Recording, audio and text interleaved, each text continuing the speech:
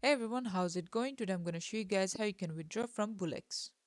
So what we're going to do is have our Bullx open up and also the Phantom wallet or the wallet.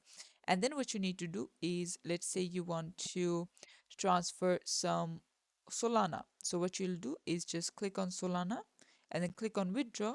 Now you need to click on add withdraw wallet and then Solana.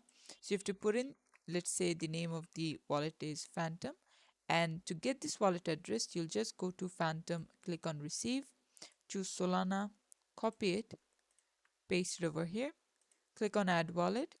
As you can see, wallet has been generated successfully.